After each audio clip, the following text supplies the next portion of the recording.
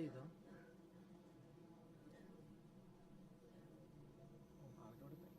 ഇവിടെ കാണിക്കണോ?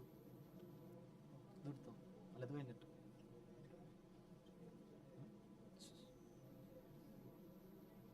ഇവിടെ നിന്ന് മാറാത്ത.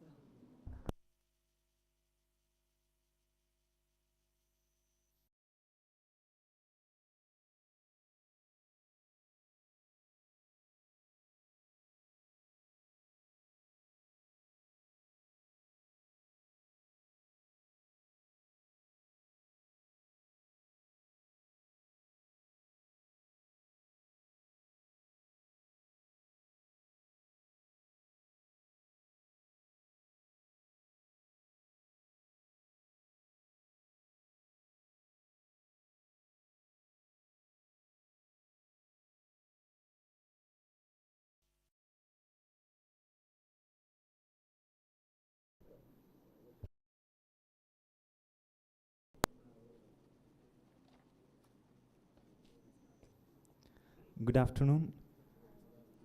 Welcome back to the national seminar of Father Dunstan's life. Now we begin the second section of this seminar. I invite Reverend Father Jospaul Edakrotho CMI and our Father Joshy Pazhukkathara CMI and our Father Josin Kaithakulam CMI and Reverend Father Jaman Mularikal CMI to occupy their seats in the dais.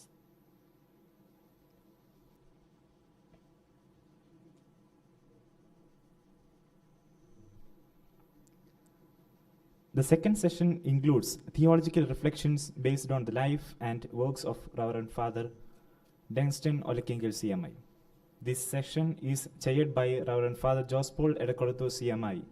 He is currently serving as the prior of Lisiu Monastery, Sai Baba Colony, Coimbatore. He holds a doctorate in spirituality and served as the chairman of CWC Palakkad and former director of Samagra. He was also the former novice master who experienced the saintly life of Reverend Father Dunstan. Over to you, Father. So once again, good afternoon. ഇതൊരു സ്വല്പം ബുദ്ധിമുട്ടുള്ള session എന്നറിയാം. എന്നിട്ട് നമുക്കൊന്ന് ഒരുങ്ങിയിരിക്കാം അല്ലേ, ഒന്ന് കരുതിയിരിക്കാം. അതെ, പക്ഷേ നമ്മുടെ ഫോർച്ചുനേറ്റ്ലി നമുക്ക് നല്ല സ്പീക്കേഴ്സും ഉണ്ട്, നല്ല തിരഞ്ഞെടുക്കപ്പെട്ട വിഷയങ്ങളുണ്ട്. അപ്പം അതുകൊണ്ട് നമുക്ക് ഈ ഉള്ള സമയം വളരെ നന്നായിട്ട് ഉപയോഗിക്കാൻ ശ്രമിക്കാം. നമ്മുടെ ആദ്യത്തെ സെഷൻ ടോപ്പിക് കൈകാര്യം ചെയ്യുന്നത് father Joshi Pazhukkathara, Altruistic Foundations of Consecrated Life, the Christological Vision of Father Dunstan.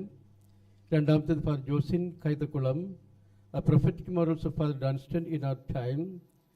മൂന്നാമത്തേത് Jomon മുലരിക്കൽ, Father Dunstan CMI, A Symphony of Christian Living, a Liturgical Perspective.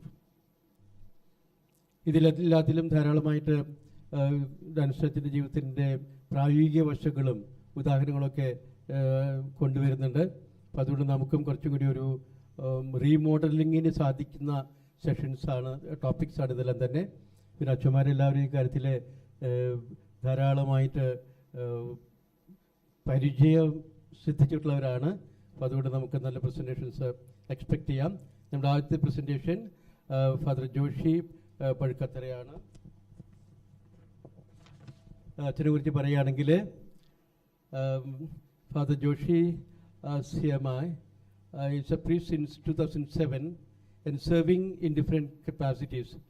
Now he is the rector of Seminary Theology College, the Mission Major Seminary of the CMI congregation, and the director of Purnodaya Missiological Center, Bhopal. After his ordination, he was the director of students at Bellamberley and was sent for higher studies in Louvain, where he had his master's in theology and religion, and he also holds a PhD in theology from Belgium. Besides his specialization in theology, he also holds a master's degree in philosophy. After his studies, he was appointed as Master of Students at Seminary Theological College, Bhopal. When he was elected the Provincial Superior of CMI Hyderabad Province in Telangana and Andhra Pradesh for 2 terms consecutively. He is a teaching faculty at various colleges and universities, a great philosopher and a prolific writer. He has books and articles to his credit. More than all these, he is a lover of peace and joy. He works for the upliftment of the downtrodden and the marginalized. Respect the other is his bring a world of peace and joy, he believes.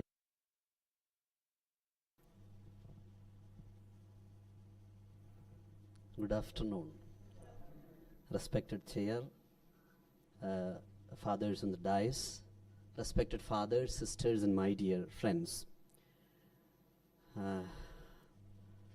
Afternoon ആയതുകൊണ്ട് ഡങ്സ്റ്റൺ അച്ഛൻ സാധാരണ ചെയ്യാറുള്ളത് കുറച്ചു നേരം പള്ളിയിലൊക്കെ ഇരുന്ന് ഉറങ്ങുമായിരുന്നു എന്നാണ് പറയണേ. അത് കുഴപ്പമില്ല എന്ന് ഡങ്സ്റ്റൺ അച്ഛൻ്റെ ജീവിതത്തിലെ ബുക്കുകളെല്ലാം ആവർത്തിച്ച് പോളിയച്ഛനൊക്കെ പറയുന്നുണ്ട്. അതുകൊണ്ട് എനിക്ക് തോന്നുക ആഫ്റ്റർനൂൺ കുറച്ച് സമയം നിങ്ങൾ ഉറങ്ങിയാലും കുഴപ്പമൊന്നുമില്ല, നമുക്ക് ഡങ്സ്റ്റനോടൊപ്പമായിരിക്കാം. അതുകൊണ്ട് ഞാൻ പറയാൻ പോണ topic altruistic foundations of consecrated life എന്നുള്ള ഒരു ടോപ്പിക്കിനെ കുറിച്ചാണ് പറയുന്നത്. ഇതിനെക്കുറിച്ച് എഴുതി കഴിഞ്ഞപ്പോൾ the Christological vision of Father Dunstan CMI എഴുതി കഴിഞ്ഞപ്പോൾ എനിക്ക് തോന്നി ഞാൻ വെച്ചിരുന്ന ടൈറ്റിലിനെ കഴിഞ്ഞ് നല്ലത് the icon of the transfigured Christ തന്നെയാണ് ഈ സബ്ജക്റ്റിന് അല്ലെങ്കിൽ ഈ പേപ്പറിന് പറ്റിയ ടൈറ്റിൽ എന്നത് എനിക്ക് തോന്നി. കാരണം സംസാരിക്കുക അതൊക്കെ കഴിഞ്ഞപ്പോൾ ചിലപ്പോൾ ഒക്കെ ചില സമയങ്ങളിൽ എനിക്ക് തോന്നി ഇത് നമുക്ക് ഡിസ്റ്റിങ്വിഷ് ചെയ്യാനുള്ള ബുദ്ധിമുട്ട് പോലും തോന്നിയ നിമിഷങ്ങളുണ്ടായിരുന്നു. So now directly into the paper, there are 3 different parts besides introduction and conclusion. In the introduction, we see consecrated life is often rooted in altruism. Altruism is just simply the concern for the other. There is it is not a big word, but then it simply means a concern for the other. And this is the basic characteristic of a consecrated person. It should be. And this is what we find in the life and in the person of Jesus, dedicated to serving others. Meanwhile, നിങ്ങൾ പുസ്തകത്തിലൊന്നും നോക്കണ്ട, അതിനകത്തുള്ളത് മിക്കവാറും ഒന്നും തന്നെ ഉണ്ടാവുകയില്ല. അതങ്ങനെ എഴുതി കൊടുക്കണം എന്ന് പറഞ്ഞപ്പോൾ പെട്ടെന്ന് എഴുതി, അത് കഴിഞ്ഞിട്ടാണ് ഈ PPT ഒരുങ്ങിയത്. Jesus is presented as prophet of altruism. And I think it is because of this reason Christianity seems to be one of the most unique religions among the world religions. And this is altruism that makes Christianity different from all others. And therefore, to be a radical follower of Christ, we have to be altruistic. All consecrated persons, by this very it means we need to be altruistic if we want to be a true radical religious. And Father Dunstan was altruistic every inch. He resembles Christ, and I would claim that his resemblance is because of his altruistic nature. And this altruism makes us different from Father Dunstan CMI. This concern for the other. That is why Father Poli, he writes in his book Fraternal and Endearing Presence about Father Dunstan. Now, the first theme, that is a general understanding of the word of altruism and its significance in Christology. Altruism, the word meaning is well-being or happiness of the other, of other human persons. It is even at the cost of oneself, one's own interest. If we are concerned with the other, and that leads to altruism, a profound dedication for the other, a kindness beyond one's own thinking. That is altruism. The qualities like equality, compassion, understanding, all these make one altruistic. And Christ, therefore, is the prophet of altruism. That is the Christology part. The first part is all about Christology. And we are all called, as religious, we are all called to be like Christ, a Christ-like behavior. And that is our goal. Mirroring Christ is the aim of the call of a religious person. And it is in this sense that Father Dunstan resembles or icon of the Transfigured, becomes the icon of the Transfigured Christ. Therefore, altruism means prioritizing the welfare of others over personal gain. And this is also we can compare with golden rule, much more than golden rule. Now, what makes Father Dunstan different? Altruism is often called as emotional intelligence. See, fathers like Father Joby Thurakkel and many others, see Father Joseph Paul, all these people are familiar with the word EQ, emotional quotient and so on. But then Father Dunstan has something really peculiar, different from this EQ. His, what we can term is EI, emotional intelligence. That is because of his altruistic character.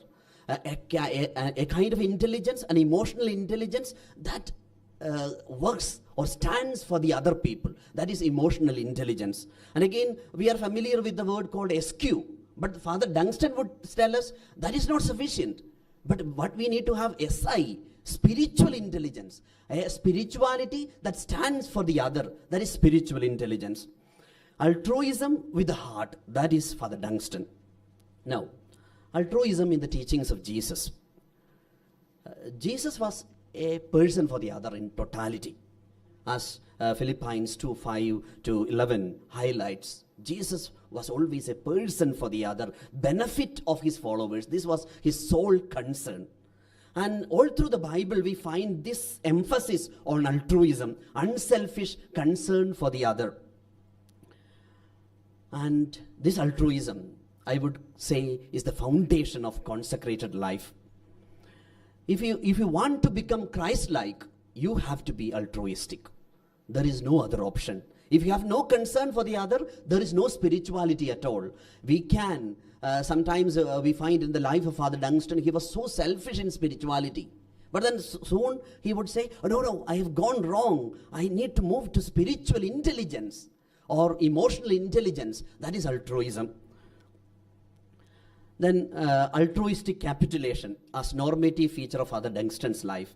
That is placing the interest of others above one's own. Father Dunstan, as Father Poli would quote, is an inspirational presence. And he resembles Christ because of his altruistic capitulation. Altruism transformed him to be like Christ in the gospel, an alter Christus, another Christ. Now, point number 1 in 2, altruism as a potential trajectory for holiness. So it is, I have quoted from apostolic letter of Pope John Paul II, Novo Millennio Innuvente.